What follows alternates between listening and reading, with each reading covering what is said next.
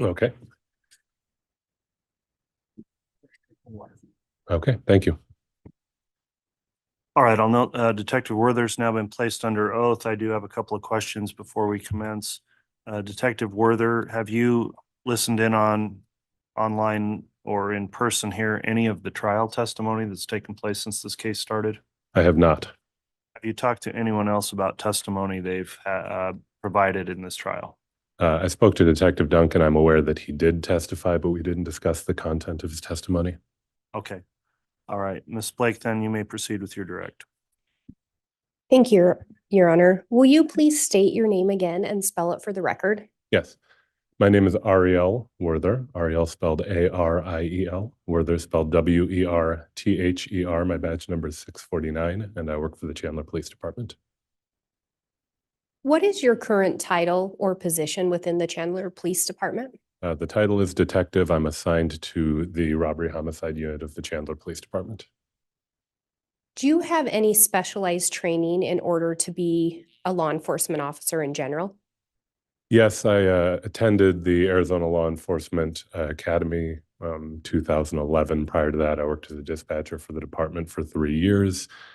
And then since that time, I've engaged in ongoing training as required by AZ Post, which is the outfit that determines if a person is and can remain a sworn law enforcement officer in Arizona. I've also sought additional specialized training for the various units that I've worked in, including training relevant to what I'm testifying here today. And you just talked about some of them, but have you held various assignments or positions within the Chandler Police Department? I have. So initially, I began, as I mentioned, as a police dispatcher with a civilian position, answering 911, dispatching police officers, things like that. That was in 2008. In 2011, I transitioned and became a sworn law enforcement officer, went to the academy. I worked on patrol for a total of 5 years. During 2 of those years, I was a field training officer, which would be a person who trains new officers in the job in the field. And then I transitioned to working as a detective for the Special Victims Unit, investigating primarily sex crimes and family violence cases. And then that was in 2016. In 2020, I transitioned to working for the Robbery Homicide Unit, and I've been there since. And then you referenced some training regarding what you're testifying to today. Can you tell me a little bit about what that training was or is? I've attended multiple training events regarding the interpretation of cell phone records specifically, including 2 40-hour courses, one of which I attended earlier this year. And that provides training and guidance and practical experience, including projects that one works on in the class, in order to properly interpret data received from cell phone service providers. And then I've also had training on interpreting data extracted from mobile devices. So focusing on that training with the cell phones, can you explain how a cell phone communicates with cell towers? A mobile device on a cellular network would typically be serviced by a particular provider. That provider has a network of base stations or cell towers. We've all seen them as we move throughout the city and other places. Those have radio frequency antenna mounted to them that angle in particular directions and broadcast and receive signals that keep your mobile device communicating with the network. And typically, if you are moving about, it may be the case that your device may begin connected to a particular cell tower, but then do what's known as a handoff and transition to a different cellular tower on the same network in order to provide what feels to us like an uninterrupted experience as it moves from one tower to the next. And do you use call detail records to get information about a cell phone as well? We do. What is a call detail record? Call detail records is a generic term for the records maintained by your cellular service provider that they maintain for their own purposes, for business purposes, and that log things such as when a particular mobile device connected to a tower, for what purpose. If it's a voice call, typically it'll say, the length of that call. And if it's a text message, it'll typically tell you things such as whether that's an incoming or an outgoing text message and what other phone numbers were involved in that communication. How does law enforcement obtain call detail records? Typically via a search warrant based upon probable cause and authorized by a judge, which is then served to the cellular service provider, and then they will produce the records ordered by that judge. Were you working in Chandler, Arizona on July 11th of 2019? I was. Did you end up responding out to a call regarding a shooting? I did. Were you the lead investigator at that time? I was not. What were your responsibilities? Well, let me back up. Did you learn who the victim of that shooting was? Yes, And who was that? that was Charles Vallow. Were you assigned certain roles or responsibilities on July 11th of 2019? I was. What were those? They were minimal at that time. As I mentioned before, I joined the robbery homicide team in 2020, so I was not on the team at this point. And as this was a fatal shooting investigation, that's the team that would respond out. I was at that time still in special victims unit, but I had made no secret of the fact that I intended to test for the robbery homicide team in the near future. So as a matter of succession planning, I was invited to come out on various incidents that would be good training opportunities for me to see how the investigation was conducted. All of that is to say that much of my time at the scene was actually observing and not actually directly handling any particular responsibility. At some point, were you given cell phone location data to review and analyze? I was. Do you know whose cell phone data that was? Yes. And whose was it? That was data extracted from a device belonging to Charles Vallow. As part of your role in the investigation, did you review phone or call detail records in relation to other phones? I did. Do you recall the various providers that you looked at records from? Yes. And who were those? Those were T-Mobile, Verizon, and AT&T. Do the records from all of the providers look the same? They do not. And can you explain a little bit about how they differ? Each provider has their own, because again, these are maintained for their business records. They're not, law enforcement doesn't instruct them what data they have to keep. We can merely access the data that they do have. So each company has a different approach to how they maintain their data for their own purposes. Some are in spreadsheets, some are in text documents, some are multiple spreadsheets, some are much more consolidated. We take the data as they have it and analyze what they give us. And in this case, were you the officer that drafted any of the search warrants for these call records? No, Did somebody else draft the search warrants? that's right. And then you were provided the data, the responsive data to analyze? That's correct. And did that include analyzing GPS? It did include analyzing GPS location data, which was extracted from Charles Vallow's phone. Is it fair to call the call detail records raw data? Yes, And do you use a program to analyze that data once you have it? yes. The Chandler Police Department has access to a program called Trax, formerly under a company called ZX, but they've transitioned to a company called LexisNexis. But the tool is a data analysis tool that we're able to use to analyze raw records that we are given by the companies. And can you explain a little bit about how that program interprets the data to get a location of a cell phone? Yes, you were, as mentioned previously, your device connects to various towers as you use voice, data, text, whatever you may be using. And we request and obtain from the providers locations of the towers and details about the tower. Typically, a tower is going to have multiple sectors. So while you have one tower, ordinarily that tower has antenna facing in sectors divided up to provide 360-degree coverage. The data they provide indicates the azimuth, which is a fancy term for the 360-degree angle if you were looking down on the tower from above, that particular sector is facing, and then they provide the GPS location of where that tower is located in the world.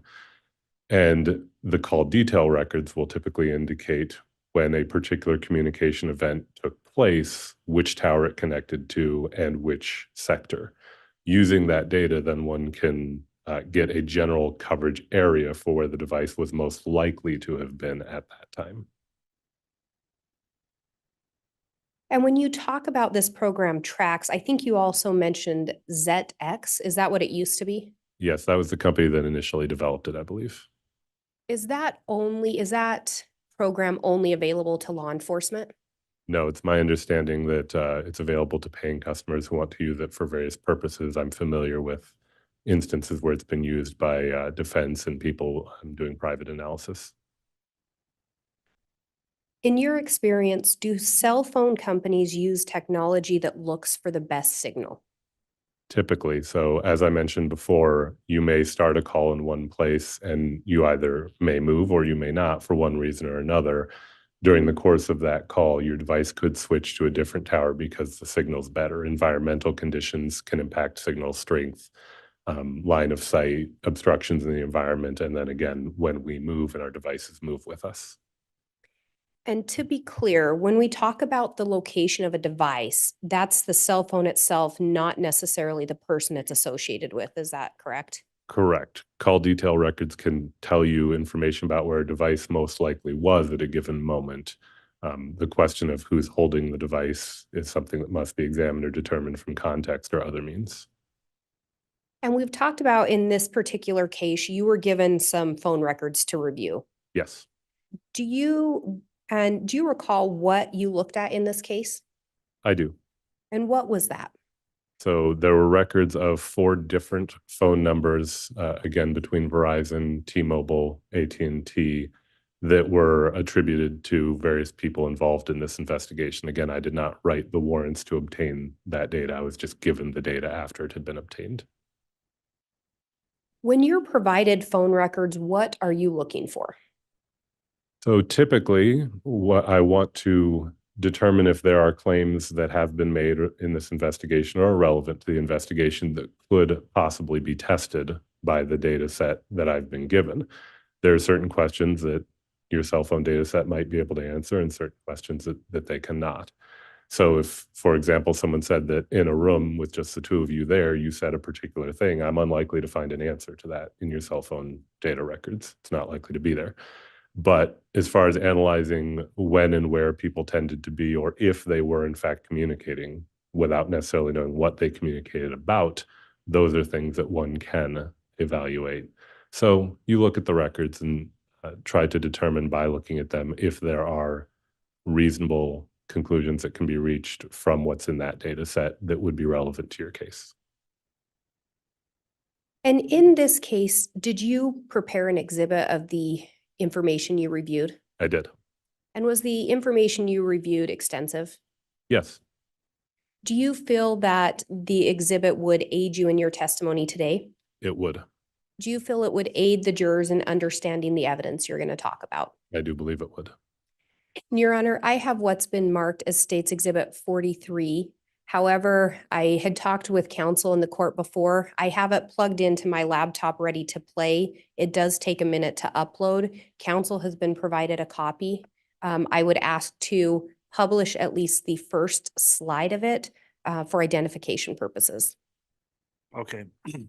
If there's no objection, then we'll go ahead and permit you to publish that first slide. And I'll note also, we did provide time for defense counsel to review this on the break. So you can do that, Ms. Blake.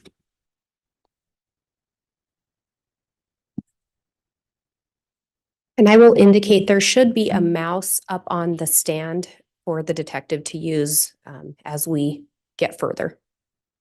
I think also we would have the option here to just put that on the witnesses monitor and not publish to the jurors. Is that preference yours? For identification purposes, the first slide does not contain much information. It does contain some phone numbers, however, that were analyzed. Okay, well, we can just go ahead and publish that on the big screen then also, and I don't think that would be a problem if the jurors viewed that.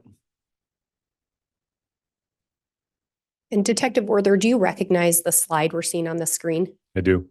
Was this in fact prepared by you? It was. And did you and I meet yesterday to review the exhibit as well? Yes. And was it an accurate copy of what you created? Yes, that's right. Your Honor, I would move for the admission of State's Exhibit 43. Any objection? There's no objection, Judge. Oh, very well. Exhibit 43 is entered, and as it's an electronic type exhibit, Ms. Blake, if you could just describe a little bit for the record what the exhibit is. Yes, Your Honor. The exhibit is a PowerPoint. I believe it contains approximately 128 slides. I know it's 120 something slides, as well as a few embedded things as well. Okay, thank you. And Detective Werther, on this first slide, do you see some phone numbers listed? I do. And you previously mentioned that you looked at call detail records for 4 numbers. That's right. Are those the 4 numbers that you looked at detail records for? Those are the 4 numbers, and then that last item mentions Charles Vallow's phone extraction. That's because, as I mentioned before, that's data taken directly from the device, not from a cell phone service provider. And as we start moving through this, what are we seeing? Actually, let me back up. What records were you given? Are those what were depicted on the first slide? Yes, and the slides that follow will show them again as well. What are we seeing on this first slide? This is just to orient the viewer or the reader that my analysis pertains to Chandler Police Department's investigation numbered 2019-83744, a shooting investigation in the city of Chandler in Arizona that occurred on July 11th, 2019. This is a CAD call. CAD call is a computer-aided dispatch call, which is what's sent to the officers to notify them they need to go to a place for a particular reason. And it shows the time that the call to 911 was received was 8:36. And a dispatcher or a call taker entered the initial comments here, RP shot brother-in-law. This call was made by Alex Cox. And what would RP stand for? Reporting party. And if we move to the next slide. And on this slide, what are we seeing here? This represents the records that I was given and that I used in this analysis for a particular phone number, that phone number being 808-755-5452, which is a Verizon number. And when it was given to me, it was attributed to being a phone used by Lori Vallow. And if we move forward. And what are we seeing on this slide?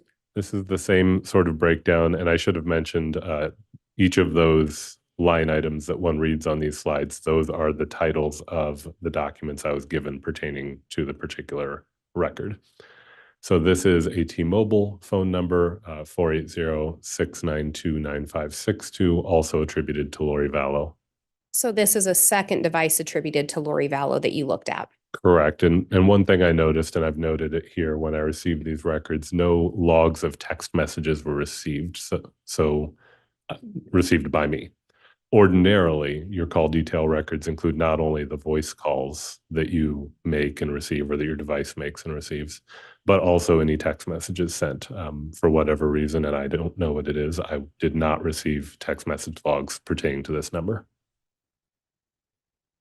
And then if we move forward, what are we seeing on this slide? This tells you of the records from Verizon for number 480-351-9120, attributed to Alex Cox, and again, a listing of the documents that I received for this analysis. And then if we move forward from there, what are we seeing on this slide? This is a listing of AT&T documents pertaining to number 515-402-0143. And when I was provided these records, I was told that they were attributed to Chad Daybell. And when you looked at these particular records, did you notice who it appeared that the phone attributed to Chad Daybell had been in contact with? I did notice various communications between this and primarily one other number on the day in question. And what other number was that? The primary number was one of the 2 numbers attributed to Ms. Lori Vallow.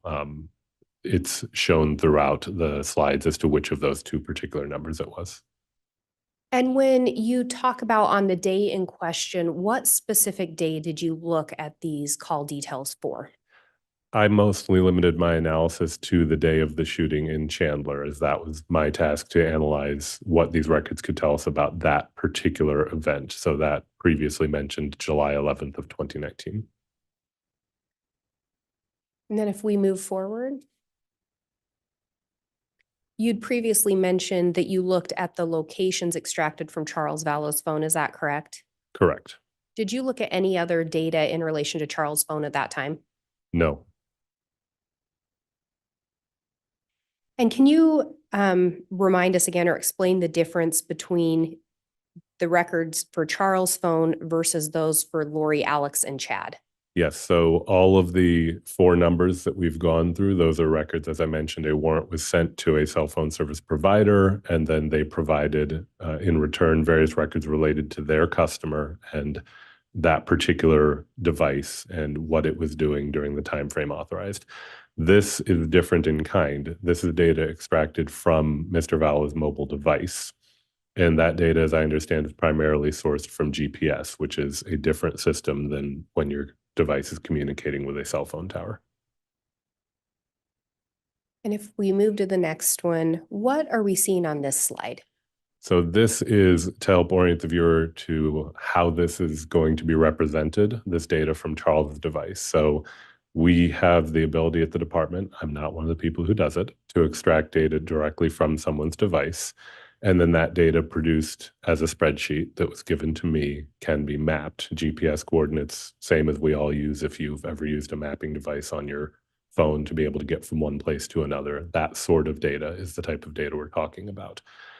And in the presentation, the data from the phone extraction for Charles Vallow will be represented as points, as you see on the screen, in red. And that point represents the latitude, longitude that was extracted from the device. And the red specifically will be in reference to Charles Vallow's phone? Correct. I've color-coded the individuals associated with their devices, so that it helps the viewer to keep track of which device we're looking at a given point. And if we move forward to slide 10, what are we seeing on this slide? This is to help, again, orient what you're about to see. These are cell site markers. So we have Verizon, AT&T, T-Mobile up on the screen. And when a cell site or a cell tower was indicated in the records as having communicated with the given device, they've been color-coded. So blue for Lori Vallow, yellow for Chad Daybell's device, and green for Alex Cox's device. And the tower will be represented by that color-coded pin. And if we move forward to the next slide, what are we seeing on this slide? This slide again shows the various devices, and it shows the color coding of what's known as an H-plane, which I'll discuss in more detail on the next slide, but it shows that color coding will be maintained for those as well. And then if we move to slide 12. And I think you said you discussed the H-plane a little bit more. Can you explain what we're seeing on this slide and what the H-plane is? H-plane is short for horizontal plane. And as I mentioned before, towers have sectors, and the records indicate a device communicated with a particular sector. So as you see, that black dot is the location of the cell site with which the device was communicating. And the line is the azimuth, or the direction that the antenna was oriented on that sector that the device communicated with. This particular shape is an estimate of how the radio frequencies that are broadcast from that particular sector would propagate. So testing that's been done in a thing called an anechoic chamber, which is basically a room, the purpose of which is to dampen sound and radio frequencies, to dampen their reflection off of objects and so forth, has allowed engineers to determine approximately the shape in which those radio frequencies are broadcast from a particular sector. Now, that would be under laboratory circumstances. The real world is not a laboratory circumstance. So this is a representation of what one would expect in a laboratory from the performance of that sector. It's important to understand this is not where you see this color-coded shaded area. This is where the device is most likely to have been for that event, but it is not a claim that the device had to be within that area or definitely was within that area.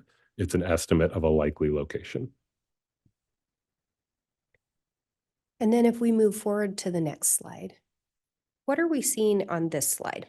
This is again to orient us to what we're going to view throughout most of the exhibit. So in producing the exhibit using Google Earth Pro with processed records that can be mapped and viewed in Google Earth Pro, there's certain features that one should be aware of. This top thing in Google Earth Pro is known as a timeline slider bar, and it allows one to move forward and back in time through the records and indicates at what point in time one's currently looking. Then this shaded area, as I mentioned before, is the estimated device location for one of the devices mapped in blue.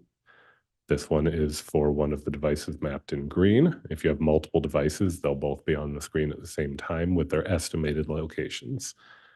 And then the red points there is an estimated location of the extracted GPS data from Charles Vallow's phone.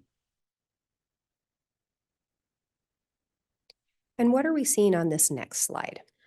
Just in order to reduce clutter on the screen, I've used shorthand. In this case, everyone has different initials, so that seemed a reasonable way to do it. So where you see CV, that refers to Charles Vallow. Where you see LV, that refers to Lori Vallow. CD refers to Chad Daybell, and AC refers to Alex Cox with their various color coding, again, just to reduce clutter.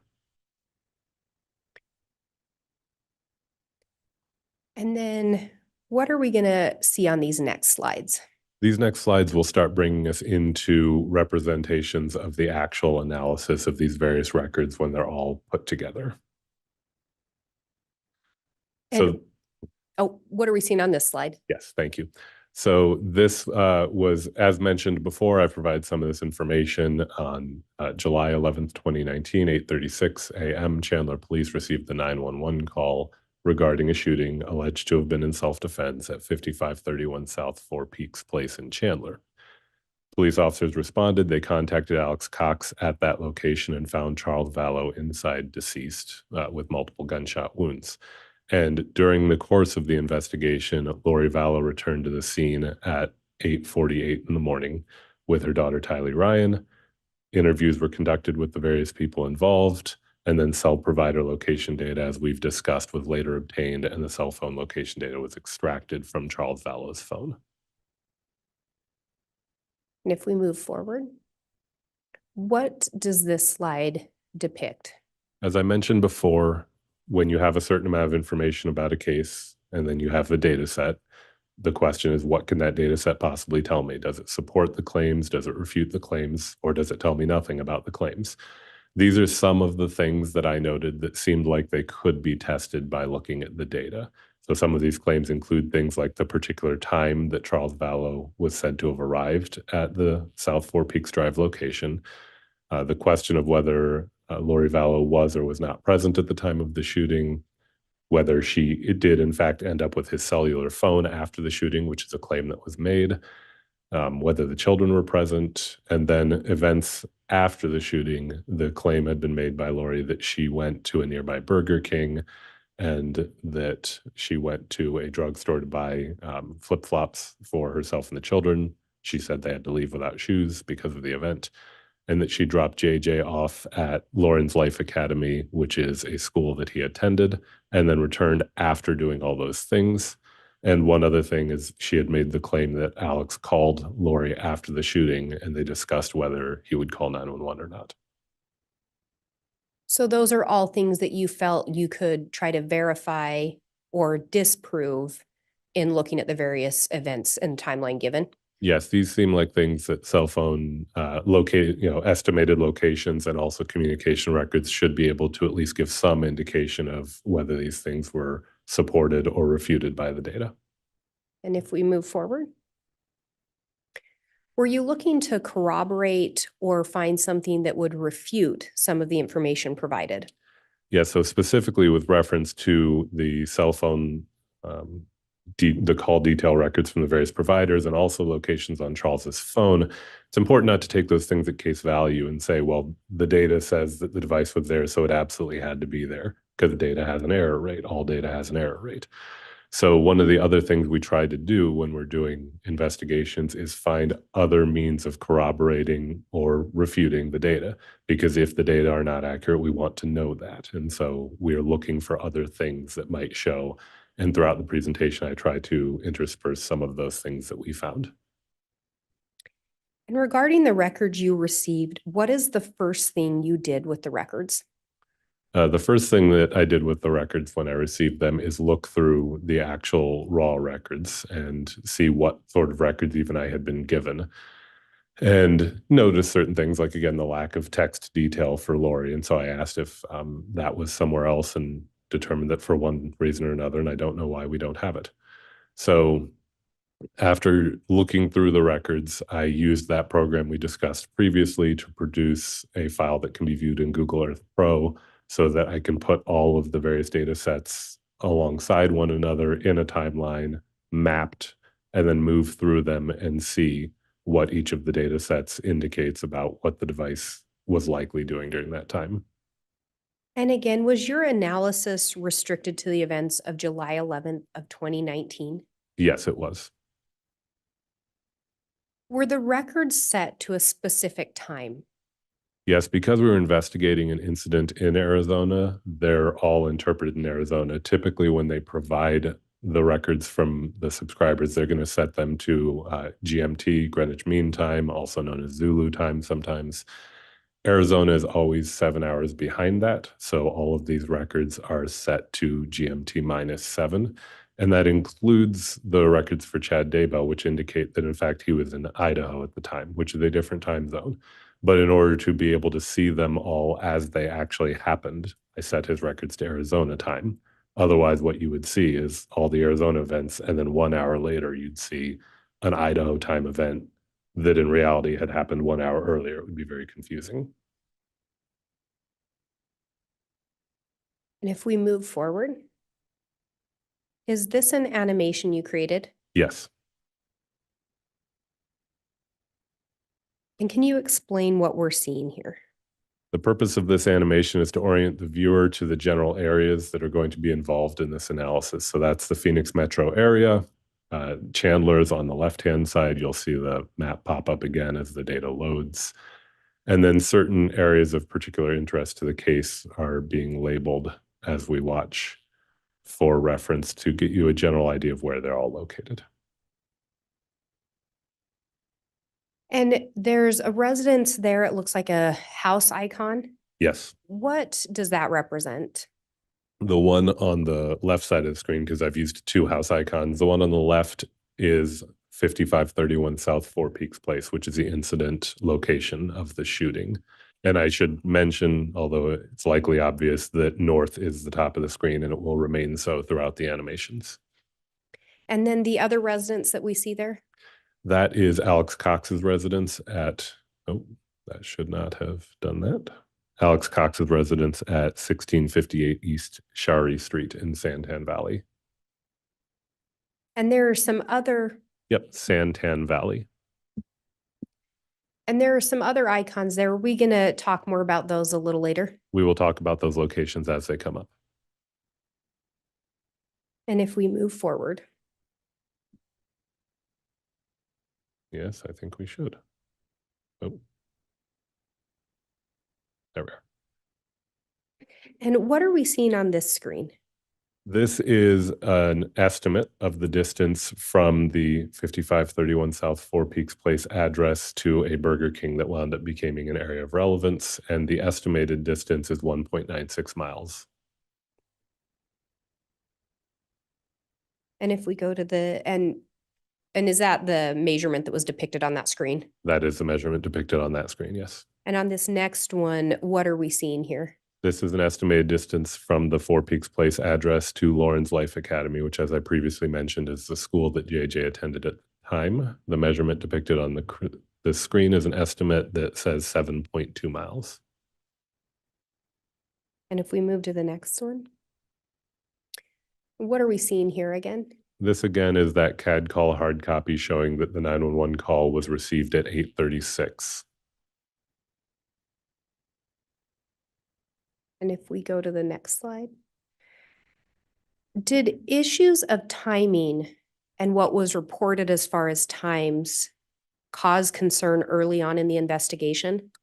Yes, we pretty quickly noticed there's an issue of plausibility as far as the timeline. if the 911 call was received at 8:36, and if Lori returned to Four Peaks at 8:48, which is 12 minutes later, you notice you have to go about a little over a mile to go to the Burger King, and then 7 miles round trip to go to the Academy. Added in the claim that there was a stop at a drugstore, we began to become concerned about a delay in calling 911, which is ordinarily concerning. Ordinarily, if a shooting event happens, 911 is normally called relatively quickly. And I think I'd failed to ask, did Lori report that she'd stopped at that Burger King She did. and then that she'd taken JJ to school? Yes, and I should clarify, I spoke to her. She told me she stopped at a Burger King. I'm not positive she specified that one. Was that one on the way to JJ's school? Yes, I think it's the nearest one, and it's also between the two locations. And then she also reported stopping at a drugstore? That's right. And if we move forward, what do we see on this slide? This is the first location data point among all the data sets that I had for that day. This is an indication of a GPS location from Charles Vallow's phone, and you'll see right there on the left-hand side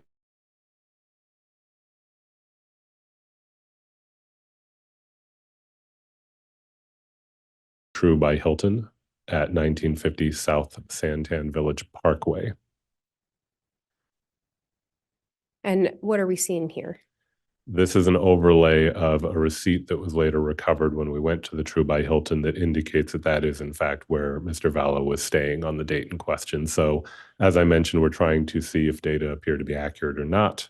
This does appear to show him at the hotel where he was known to be staying, or his device at the hotel where he was known to be staying.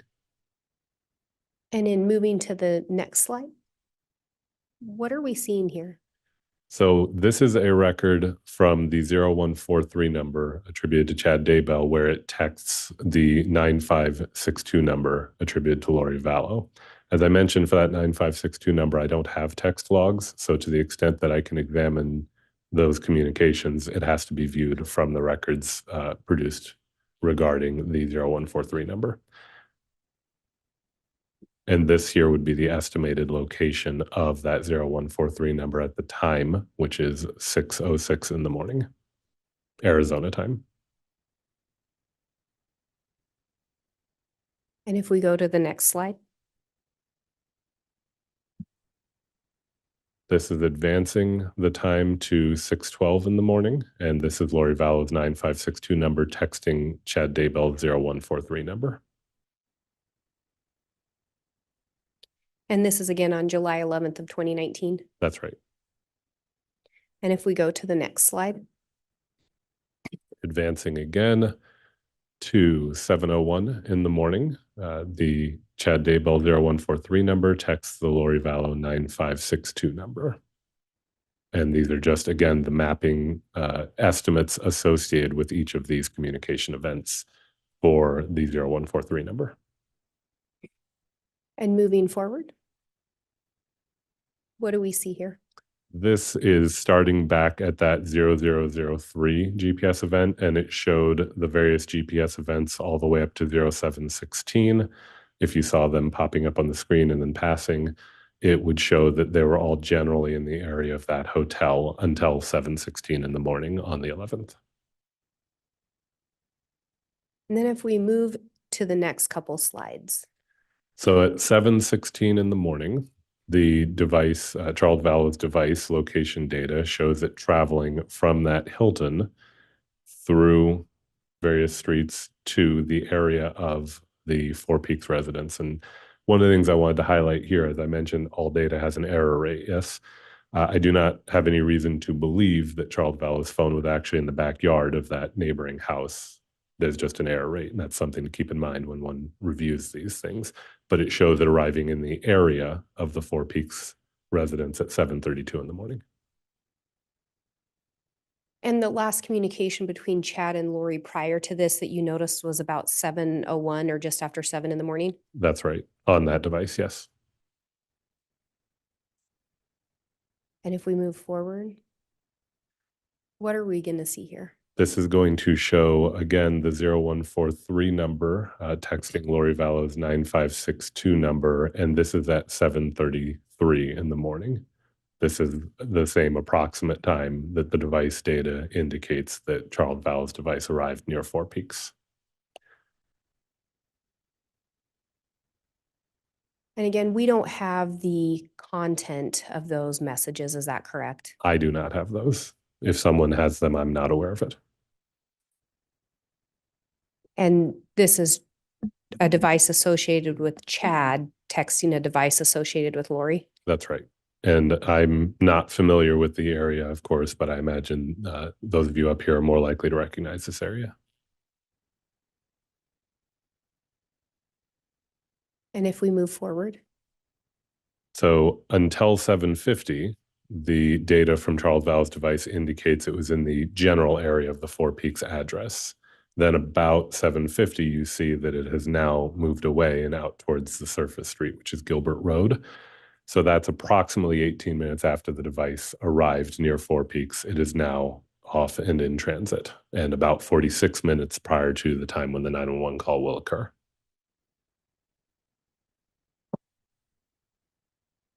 And you previously indicated it was stated Lori Vallow ended up in possession of Charles' phone? Yes, that's the claim she made, and that's also how it was later recovered by one of the detectives, was from Ms. Vallow. And if we, actually, I'm looking at the time. Judge, would you like us to keep going? Well, I think we ought to go ahead and take the noon recess at this time, Ms. Blake. So we'll go ahead and take lunch. Let's start back up right at 1 o'clock, please.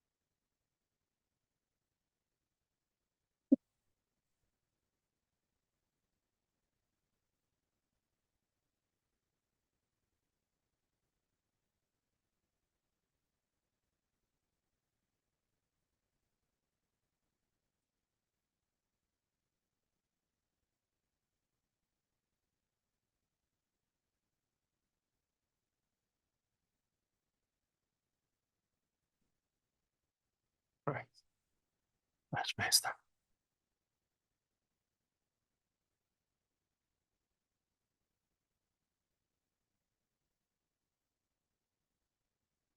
All right, please.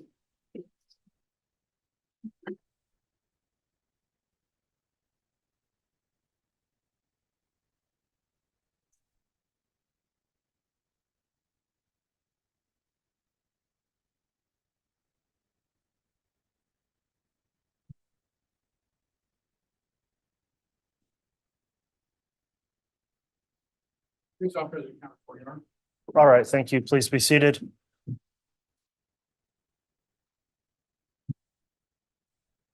Okay, we're back on the record on case CR 22-21-16-23, State of Idaho versus Chad Daybell. Detective Werther's on the stand. I'll remind the witness you're still under oath for your testimony. And Ms. Blake, you were conducting direct if you'd like to continue. And if you're still publishing the Exhibit 43, you can do that as well.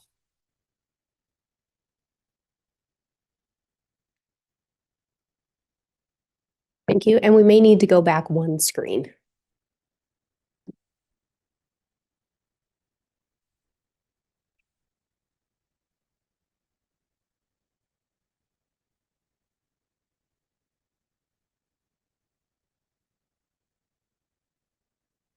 I think more than one.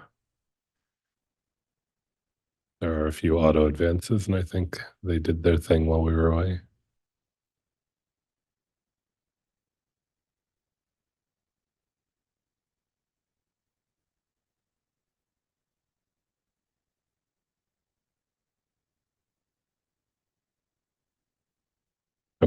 And I think this is the slide we left on, correct? Believe so. And again, to remind the jurors, what were we seeing on this slide? This was GPS location data extracted from Charles Vallow's phone, and this represented that at about 7:50 in the morning, the device left the area of the Four Peaks address that we've been discussing. I had mentioned that that's about 18 minutes after the device arrived and about 46 minutes before the call would be made to 911. And I think we talked about it, but I believe Lori had indicated she had Charles' phone with her. That is what she had claimed, yes. And if we go to the next slide.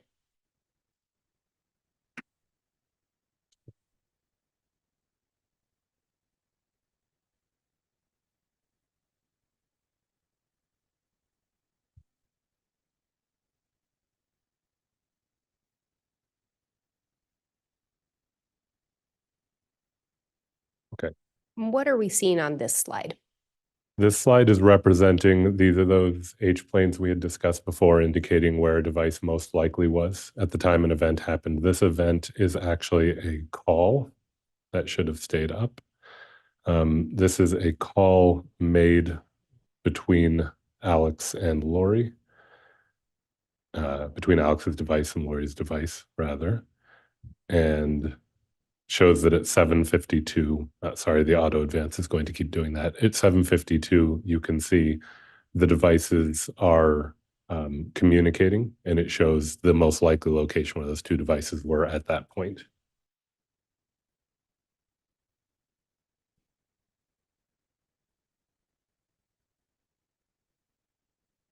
So Lori and Alex's device were communicating.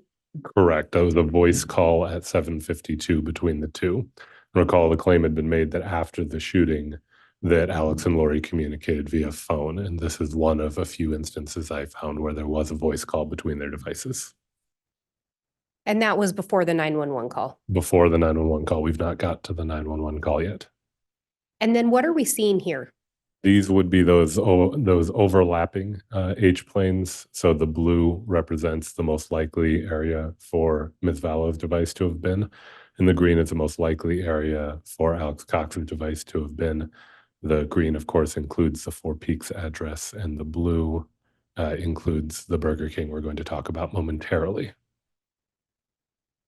All right. And if we go forward. Yes.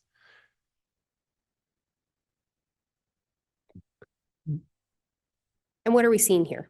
This is location data derived from Charles Vallow's device, which shows that at about 7:55, it was in the area of that Burger King on Ocotillo Road that we previously highlighted.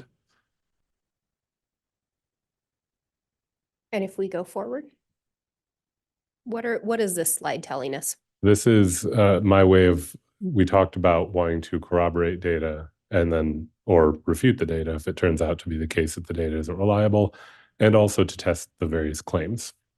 So if it is true that Lori Vallow was in possession of Charles Vallow's phone at this point, then that location data in the Burger King parking lot area would also be representative of where Ms. Vallow likely was. That would show the data set were apparently reliable, and it would also show that Ms. Vallow appeared to have the phone. So to test those claims, we look for that evidence. And one of the things I did in order to look for that evidence is go to that Burger King to view that video and see if in fact we saw Ms. Vallow. And did you in fact do that? Yes. And if we move forward, and what are we going to see in these next slides? So these will be 3 different video clips recovered from the Burger King location. I went there and I viewed them in person, and then they were later provided by the Burger King security personnel. You see the timestamp of 7:54. One of the things I do, and that I did in this case, is while I was at the Burger King, I checked what their video system time thought the time was, and I checked that against my work cell phone, which I know to be reliable, and it showed that their timestamps appeared to be accurate. So the 7:54 is roughly accurate to the time. And is this particular vehicle one associated with Lori Vallow? It is. I personally observed this vehicle not the day of the shooting, but the next day. This red Kia Sorento with this particular Colorado plate that you see up on the screen. I went to the Four Peaks address on the 12th and I saw that vehicle. And just for reference, I think I've enlarged the area where the plate is to show that it seems to be generally consistent with those characters. And do you recall learning that Lori indicated she'd heard the shot? That's what I was told, yes. And yet she's at the Burger King at approximately 7:54, That's right. and the 911 call does not come in until about 8:36. That's right. And then if we go forward, Video from the drive-through that momentarily will show a person that I recognize as Ms. Lori Vallow, having seen her in person.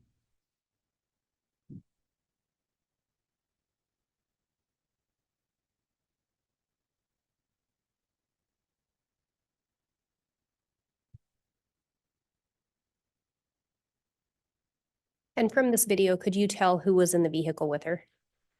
I can tell that there's at least one other person in the vehicle. I personally can't see that person clearly enough to say who that person is.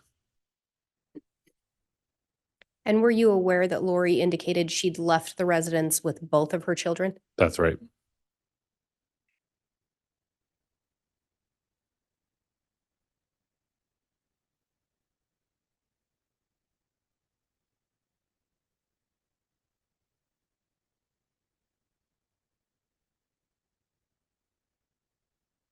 And do you recall the approximate distance from this Burger King and the residence Lori was residing at the time?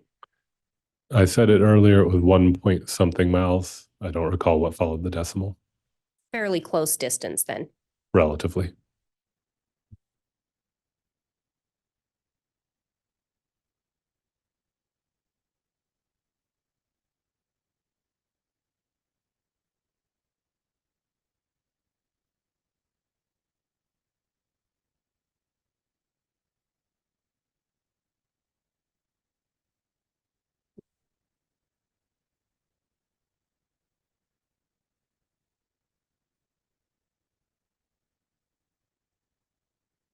And again, according to Lori, she'd already heard the shot. So at this time, according to Lori, Charles was already shot.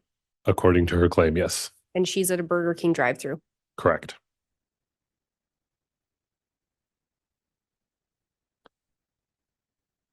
And what are we seeing in this slide? This is the video from the drive-through after the order's been accepted, and it'll show the vehicle leaving at 7:55 a.m. And was this consistent with where Charles' phone location showed his phone? That's correct. And what are we seeing on this slide? This just goes back to that claim. So now we have, if we see Lori there, we see Charles's phone puts the phone location data in that general area. So this would suggest that the claim that she had the phone is supported by this evidence. And if we move forward, what are we seeing here? This is going to be another call, I believe, between Alex Cox's phone and Lori Vallow's phone, and also location data extracted from Charles's phone. And as the animation continues, there will come a point where the H plane from the phone call for Lori Vallow will be overlaid, I believe. Yes, there it is. And you'll see, as I mentioned before, the H plane is where the device is likely to have been. And then Charles Vallow's GPS data also is within that H plane. So those devices are indicated to have been in the same general area.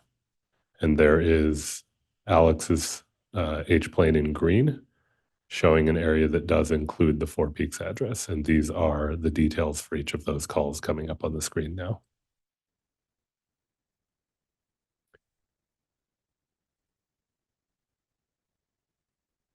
And if we move forward? So the claim had been made that Ms. Vallow stopped at a drugstore to buy flip-flops or sandals for at least for herself and at least one of the children. This is location data from Charles's device showing it arriving at around 8:08 in the area of a Walgreens on Lindsay. It does not stay for very long, and then actually is going to go to a different drugstore, also Walgreens, I believe. This, I believe, is at 8:16. That'll come up in a moment at a Walgreens on 785 South Cooper. Yes, that's 8:16. And these are the location data from Charles's phone again. And again, she's at a Walgreens prior to any call being made to 911. Call to 911 has not yet been made. If we continue, So that slide is redundant, sorry. This would be the video that I recovered from that Walgreens, showing that at 8:16 on their timestamp, Ms. Lori Vallow walks in. And there's the register view of her buying the sandals as claimed.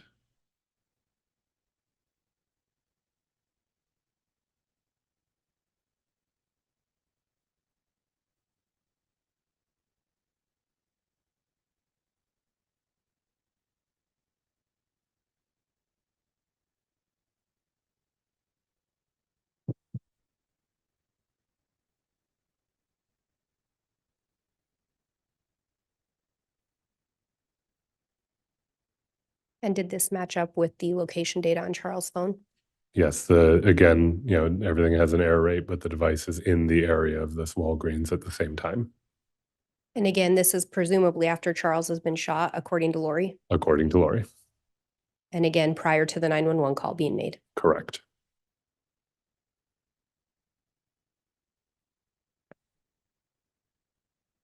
So now we're at 8:20 and the video shows Ms. Vallow walking out. And then what are we seeing here? This is the location data from Charles of the device again, picking up over by Gilbert Road and then transitioning down towards the Lawrence Life Academy. You see that one data point that's in the area of the academy in the parking lot. And that data point's details will come up in a moment, and I believe it's 8:20 in the morning. Oh, sorry, 8:32. My apologies. And again, Lawrence Academy is where JJ was attending school. That's right.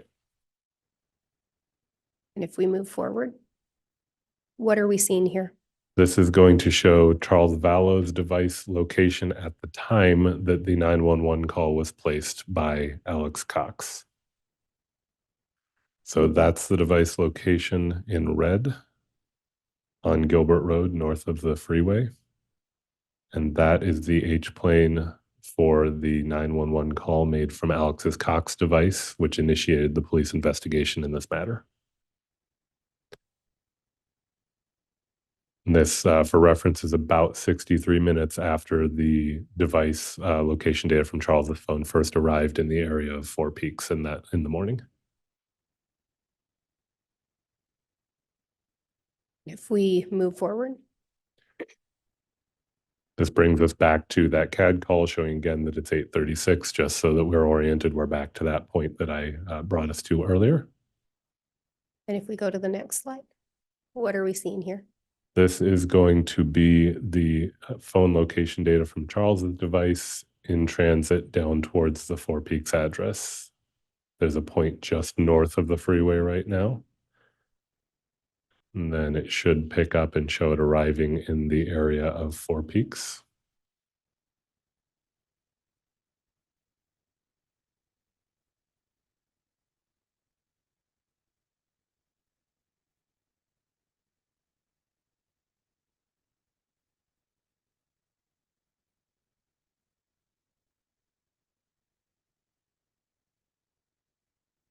This is the detail for one of those data points, showing that it's about 8:49 in the morning that you see the device is now in the area of the Four Peaks address. And did that correspond with the time Lori arrived back at It- that residence? It did. And if we go to the next slide, what are we seeing here? So this is taken from Officer Krautheim's body-worn video, and one sees Lori and Tylee arriving, and I noticed that the flip-flops do appear similar to the ones that we just saw purchased, so I've highlighted those. And then because the way he had his camera oriented, I have to turn the timestamp over for it to be read. And this is represented in Zulu time, which is also GMT. So you subtract 7 hours, you get 8:48 in the morning Arizona time. So again, the data from Charles' device is once again corroborated by something independent, in this case, the officer's body-worn video. And if we move forward from here, what are we seeing? This is more data corroboration. So there is an incoming call to Charles's device at 10:25. And the center of the screen where I've labeled Chandler PD, that's where the Chandler Police Department main station is. So what I did to check that is if he was at the main station, there would be evidence of that. And I see that at 10:25, there's Alex in one of the interview rooms. And there's an indication that it was a missed call from M. Boudreau. Right. Do you know who that is in reference to? I'm aware that that person's related to this case. I'm not fully aware of the facts of their involvement. And would it be Melanie Boudreau? That's right. And if we go forward from here, This is another incoming call, 10:26, again showing the H-plane does cover the area of the Chandler Police Department. And to corroborate that, there we are at 10:26 with Alex in the interview room. and it shows a missed call from an S. Shiflett. Do you know who that was in reference to? Yeah, I think the name is Summer Shiflett. Do you know if she's Alex Cox's sister? I believe that's right. And this is Alex in an interview room? Yes. If we go to the next one. What are we seeing here? This shows that at about 10:40, that's Detective Nate Moffett there. He's returning some items to Alex, and that includes Alex's cell phone. So we've been seeing those missed calls and the indication the device was in the area of that H-plane, and there is the device. And I think you said 10:40. Would it have been approximately 11:40? Yes, thank you. And if we move forward from here, what are we seeing on this slide?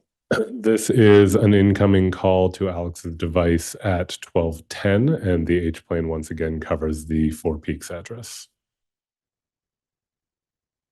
And if we go forward from here, what are we seeing? This is going back to the location data for Charles's device. That was the location data from the point at 8:49 when it arrived back at Four Peaks, all the way to 12:13 where we see it depart the area of Four Peaks. And Charles Vallow has been declared deceased by this time. Yes, that's right. If we go forward, what are we seeing here? This is going to show the movement of the location data from Charles's device north and east to an area by the freeway. And it will show a voice call with Lori Vallow and shows that the H-plane, again, is overlapping the area where one sees GPS location data from Charles's device. And you see that those are within 2 minutes, really a little bit less than 2 minutes of one another. There's a 12:34 and 12:36 on those, showing that they're in the same general area at the same time. And if we go to the next slide, what are we seeing here? This should show a text from the 0143 number we've been considering attributed to Chad Daybell to Lori Vallow's 9562 number.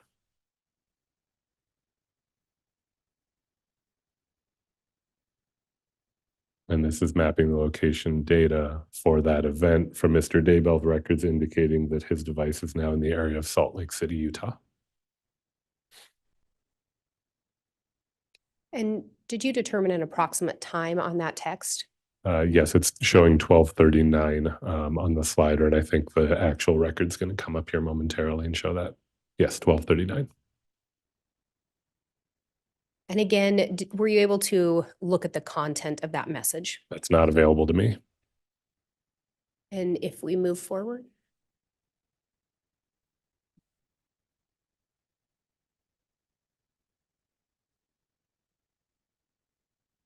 It may be frozen. Stand by. It's not reacting on my end. Do you have the actual computer? and I am also not getting any reaction. That's less than ideal. Your Honor, if we may take a momentary recess. Yes.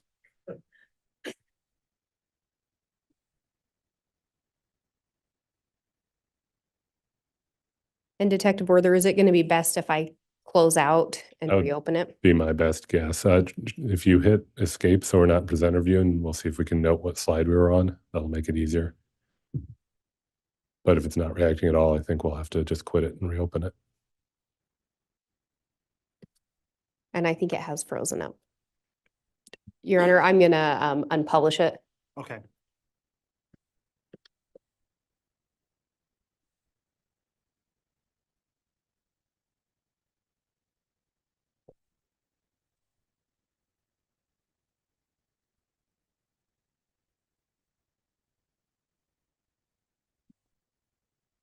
And I believe it may take about 5 minutes to get it back up and running if we want to take a stretch break. Okay, we can, yeah, we'll go ahead and do that.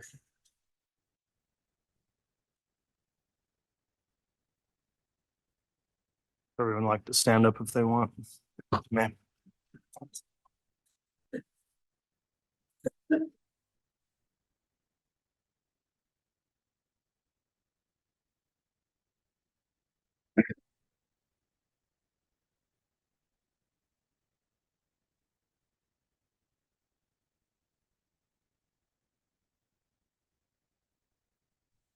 Okay, I think we are back up and running.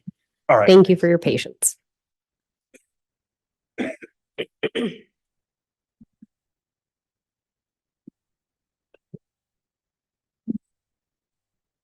Detective Werther, I think I went back a slide, but you'd been talking about a text between Chad and Lori's device. That's right.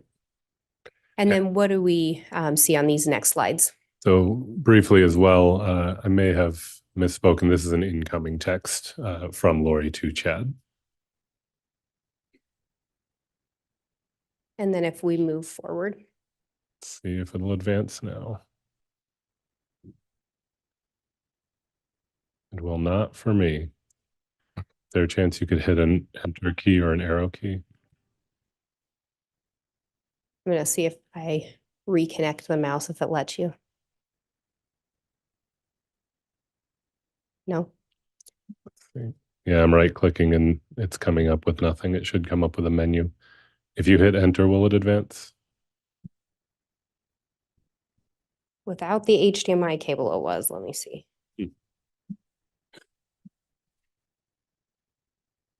While you're working on that, I'll just note there is, as an aside, they're doing recarpeting, and that's what you may hear going on. There's furniture and other things being moved around, so that's also why we're gonna have our afternoon end when it does tomorrow. But so I just wanted to make sure no one was concerned if they're feeling or hearing what's going on in the courthouse.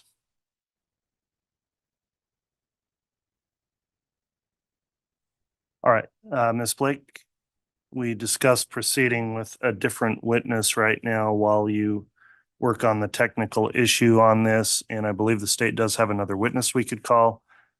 With that, are you moving to allow this witness on direct to step down and have another witness start direct at this time? Yes, Your Honor, that would be the state's request. Okay, any objection to that, Mr. Pryor? No objection, Judge. All right, Detective Werther, you'll still be under oath clearly and under subpoena, so don't discuss your trial testimony with anyone during the recess. At some point, you will likely be recalled to continue in testimony with your direct examination, but in order to keep things moving, I'm going to permit a state's another witness to be called at this time. Thank you, Your Honor. Thank you.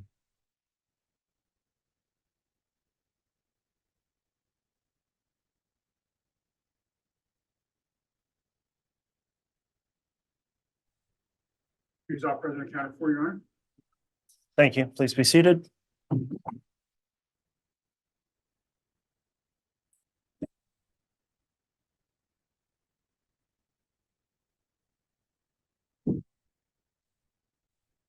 All right, we are back from the afternoon recess, CR 22-21-16-23, State of Idaho versus Chad Daybell, and I believe the state's ready to recall Detective Werther. Is that correct, Ms. Blake?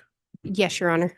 All right, if you'd like to inquire further on direct, I'll note the detective's previously been sworn today and is testimony and is still under oath, and you can continue with direct examination.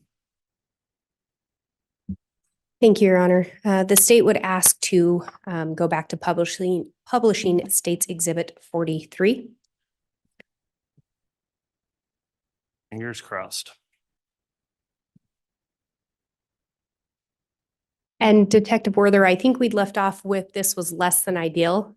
Was Yes. that in reference to the tech problems? It was. All right. If we turn our attention back to this slide, can you remind us what we were looking at here? Yes, we were looking at a record of an incoming text to the 0143 AT&T number that's been attributed to Chad Daybell from Lori Vallow's 9562 number at 12:39 on July the 11th, 2019. And if we advance to the next slide, Won't you do it? Stand by. Okay, yep. what are we seeing here? This is the from 750 to this seems to be out of order. Stand by. Yeah, we're out of order. We're back much earlier in the day in ground that we've already covered. We've seen these slides before. Pardon me. Because this is going to take us through the Burger King again.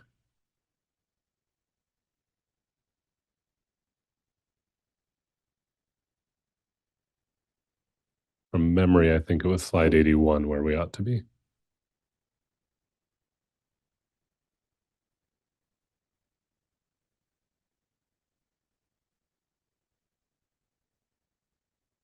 And in trying to keep the tech happy, I'm just trying to get back to that slide. That's where we ought to be.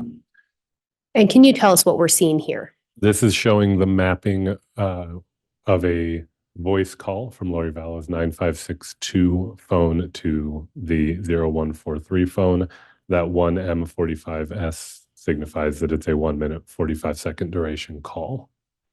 It's going to zoom in and show the mapping on Lori's device is once again essentially co-located with the device location from Charles Vallow's phone.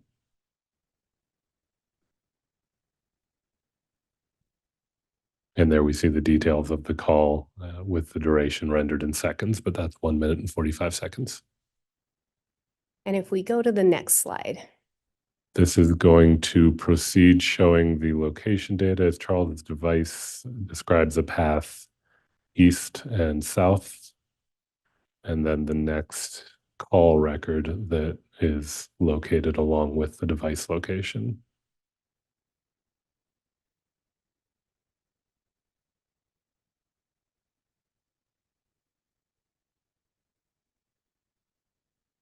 This time we're looking at an H-plane for Alex Cox's phone records indicating there was a connection to a tower in that area, and that area also is the same area where Charles's device is. So this shows more than likely that the device used by Alex Cox is in the same area as the Charles Vallow's device.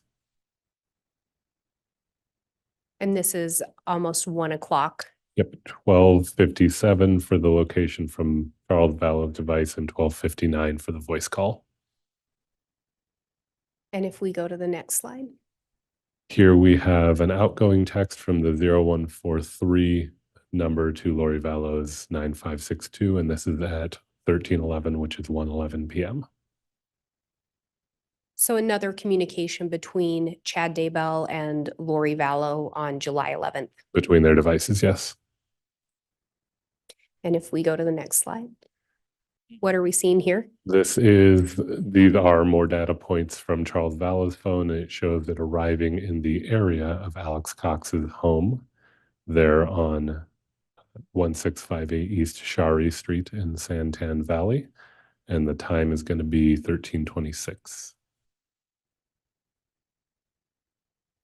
And if we go to the next slide, This is another text, this time incoming to the 0143 number from Lori Vallow's 9562 number, and at 13:39.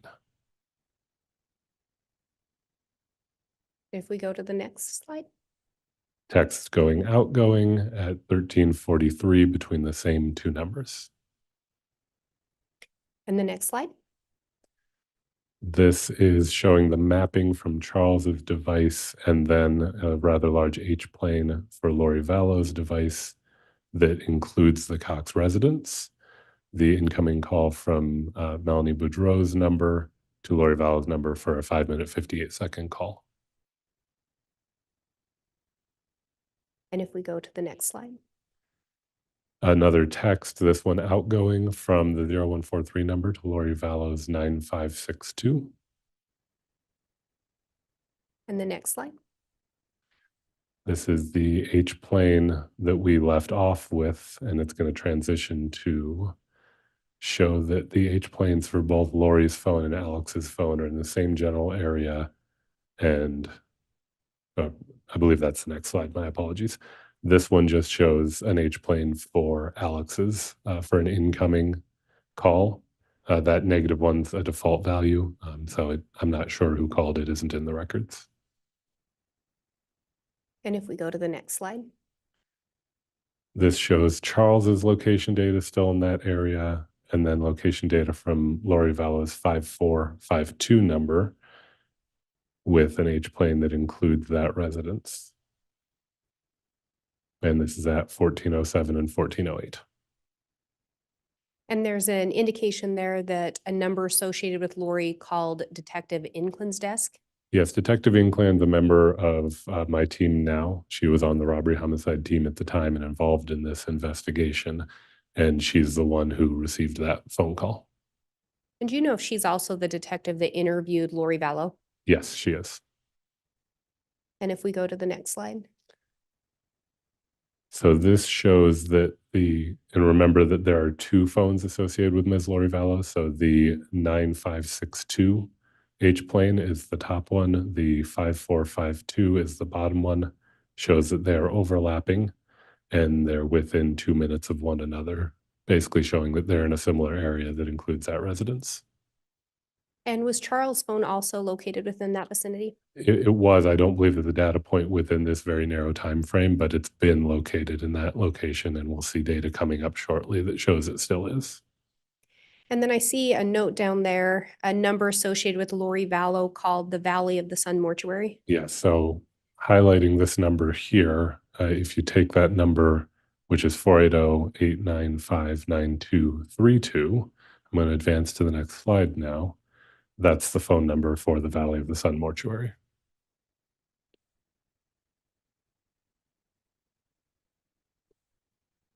And what are we seeing here? Ongoing text communication, this an incoming text between Lori Vallow's 9562 and the 0143 number at 1424. Judge, could I have some foundation as to whether that's an outgoing or incoming text from? Ms. Blake, do you want to inquire on that? Detective Werther, were you able to determine if that was a text from Lori to Lori's device to Chad's device or Chad's device to Lori's device? So it's incoming to Chad's device. If you look here below the number, it reads incoming SMS, which is derived from the raw records, and it indicates the target number. So this is being received by the 0143 number, but because it's incoming, it's connected to the 9562 number. And if we go to the next slide. This is ongoing text showing an outgoing between the two same numbers, which indicates the 0143 would be sending a text outgoing, and it's at 1424. And again, we were unable to locate the content of these text messages. Is that your understanding? Correct. Typically, they're not preserved for very long, if at all, by providers, and I have not seen the content of any of these messages. And if we advance to the next slide, what are we seeing here? This is ongoing text. So this is an incoming text to the 0143 number from the same number, and it is at 1428. And if we go to the next slide. This picks up with those overlapping H planes down in Arizona, shows more of Charles Vallow's devices, location data near the Cox residence, and it advances to an H plane at 1428 This is an incoming voice call from the 0143 number to Lori Vallow's 9562 number, and it lasts 11 minutes and 13 seconds. And if we go to the next slide. This is just showing the same call, but showing it as it was found in both record sets. This is showing the mapping related to where Mr. Daybell's device was at the time of this call, so that we see both locations.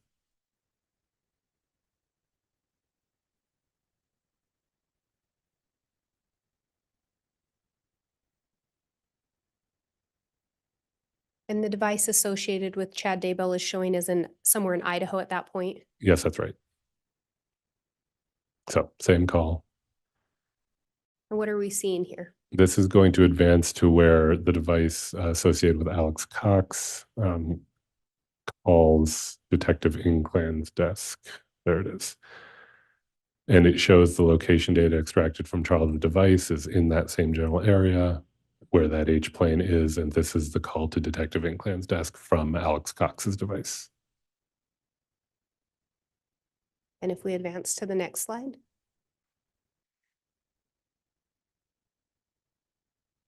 Well, this should show, excuse me, the animation appears not to be loading. Would you like me to try from my end? Yes, let me back up. If not, the static images will ultimately show the data anyway. Could it just move to the next one? Yeah, but I think it's all right. It's just going to, it was transitioning to the next thing. So to continue and use people's time well, this is the same data from the last slide, and then also showing, this is the data showing Charles Vallow's extracted location data, the call to Detective Inclan's desk, and then adding in a call received a minute later to Lori Vallow's phone from Melanie Boudreau, showing that all of these devices are in the same general area. And if we advance to the next slide. So this will show, and it may, we're having computer issues today, but the animation's likely not going to play, but it will still show us where we're going. The Charles Vallow device will leave the area of the Alex Cox residence and arrives, as we see on this next still image, at 14. Standby. At 14:45 hours in the general area is when it leaves the general area of Alex Cox's residence. And then it's going to move on to the Four Peaks residence where it is turned over to detectives.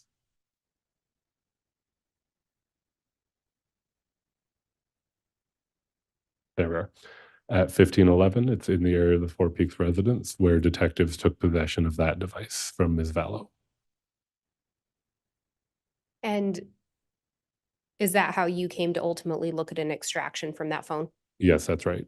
It's, as far as I know, still in Chandler Police property and evidence.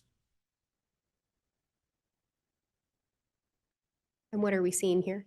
This is an H plane showing, once again, the service area for Alex Cox's device is back in the area of the Four Peaks Place address.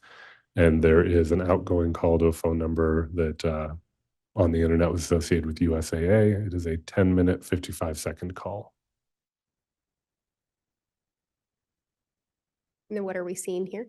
At 16:02, we see a call between, specifically outgoing from Alex Cox's device to Lori Vallow's 9562. The H planes are not overlapping. It appears that they are most likely not in the same place, the devices at this point. And then if we go to the next one. This is further text communication and outgoing text from the 0143 to Lori Vallow's 9562 at 1610. And then an incoming between the two devices at 1646. This is a voice call outgoing from the 0143 number to Lori Vallow's 9562. It is a 30-minute, 13-second call, and it is at 17:42, 5:42 p.m. And if we move on.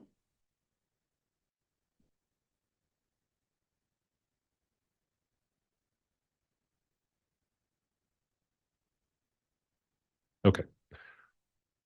This is that same call, but from the other end, showing that at the time of that call, the service area for the Valo device is mapping again in the area of the Four Peaks residence while they're on that call. And then this is an incoming text from Ms. Valo's 9562 to the 0143 number at 18:16 hours, 6:16 p.m. And then an outgoing text in response at 18:57. And then at 19:09, we have an outgoing text again from 0143 to that same number of Ms. Valos. Then a voice call outgoing from the 0143 number to Ms. Valos 9562, 10 minutes and 59 seconds at 7:10 p.m.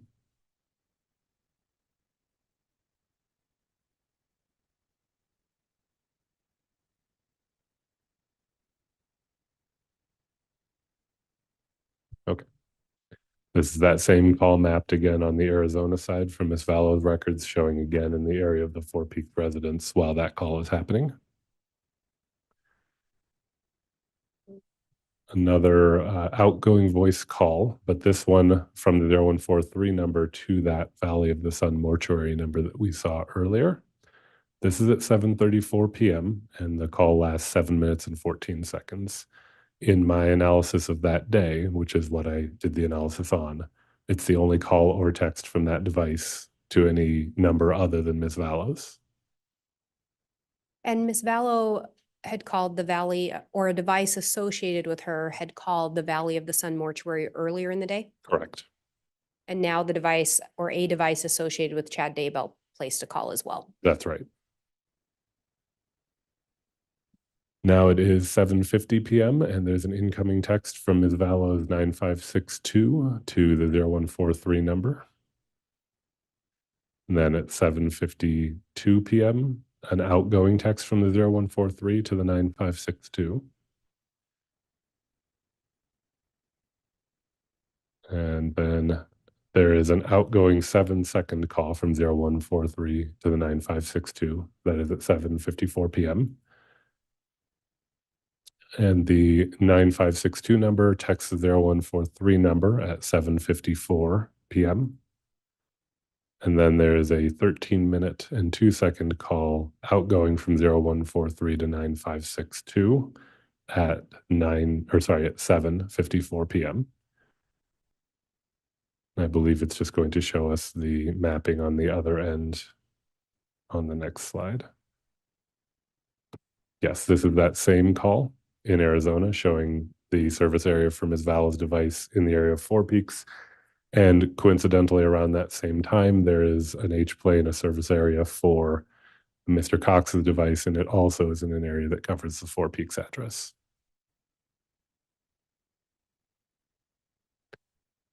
Ongoing text communication, we are up to 9:10 p.m. and outgoing text from 0143 to 9562. Another outgoing text at 21:35, 9:35 p.m. between the same numbers. And that brings us to the end of the exhibit.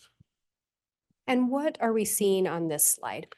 These were some takeaways from my analysis based on the claims that we had discussed previously, indicating, as you see on the screen, that it is very likely that Mr. Valo's device arrived around 7:32 at the Four Peaks address and left around 7:50. And there are multiple instances where that device is then co-located with Ms. Valo's devices and also her known location from video and other sources. So that seems to support the claim that she left the Four Peaks address with Mr. Valo's device, which, as I understand it, was claimed to have been after the shooting had occurred. If all of that is true, then there's at least a 45-minute delay between that event and 911 being called. Otherwise, if it wasn't true, then it would be hard to see how they could have witnessed the event as they claimed. And then there are the communications that we've seen between the device associated with Mr. Daybell and with Ms. Valo through the day and the call to the Valley of the Sun mortuary. And at some point, as part of the investigation, did you learn that Chad Daybell and Lori Valo were engaged in some form of extramarital affair, or there were at least allegations of that? That's my understanding. But on this particular day, these communications were the day Charles Vallow died, correct? That's right. And the communications between Chad and Lori were throughout the day, Yes, as we've seen. and they started prior to Charles arriving at Lori's residence. Yes, I believe the first one's in the 6 a.m. hour, Arizona time. And there was a text from Chad to Lori around the same time that Charles Vallow arrived at the residence. From that device to Lori's device, yes. I have no further questions. All right. Once you're ready, Mr. Pryor, you can cross. Thank you, Judge.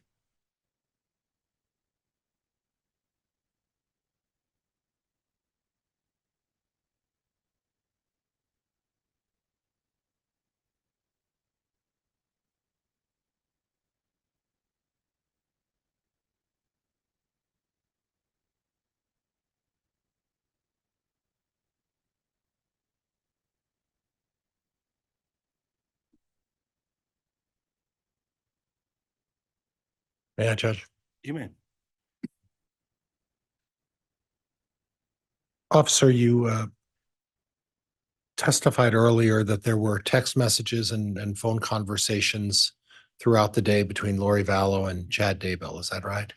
Between those devices, yes. And what you didn't look at is the history of the phone correspondence between these two folks, did you? I did not personally do that. You didn't look back what their pattern of communication was even a week before that, correct? I did not. And a week after that, you didn't look at that as well, did you? I did not. You are aware, though, by your analysis that Lori Vallow called a mortuary sometime around 2 o'clock.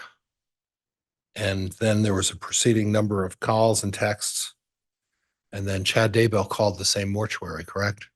Yes, that's what the records show. You happen to review the mortuary call that Chad Daybell made to the Sun Valley mortuary? Did you listen to that?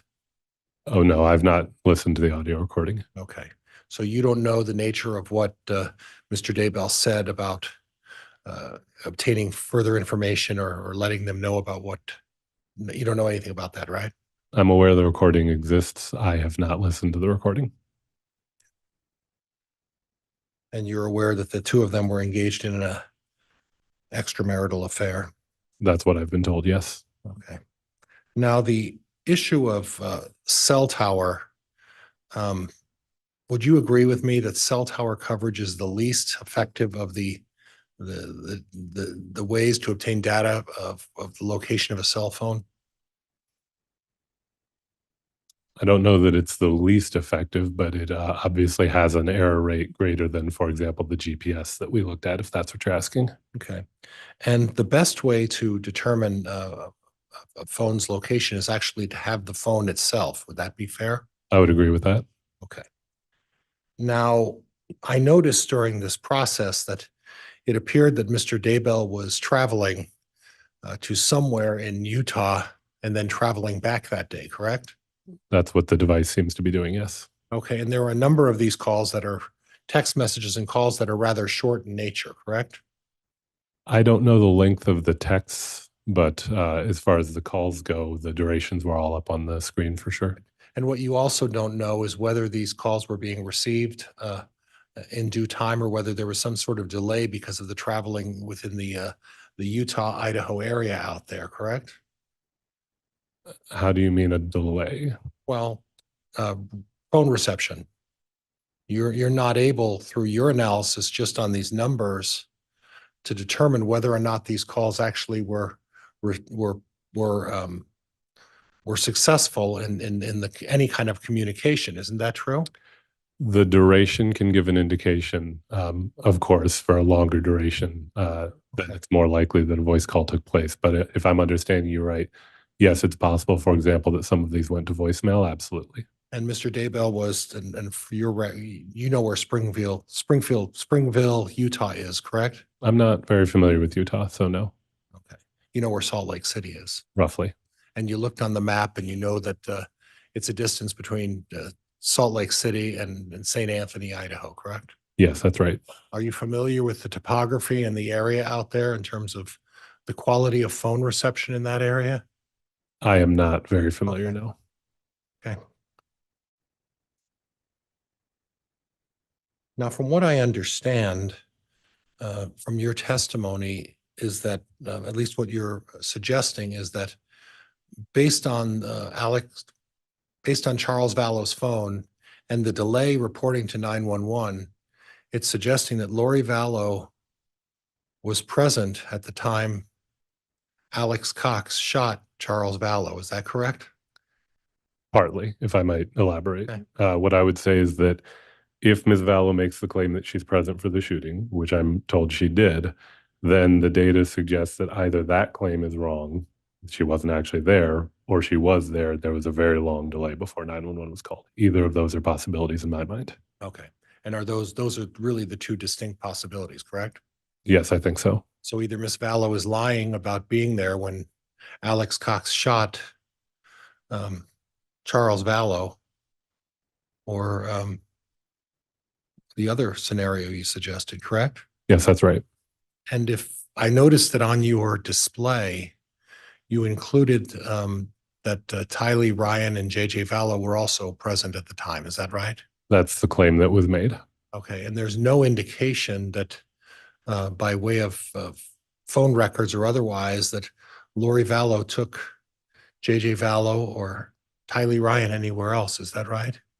I'm not aware of any location other than the ones that we examined. Now, I looked at the tape of the Burger King, and you had mentioned that you saw at least one person in the vehicle. When I examined it, it appeared there were at least three people in the vehicle. Is it possible there were three people in the vehicle at the Burger King? I'd say it's possible and indeed likely. Oh, and indeed what? Likely that there were three people.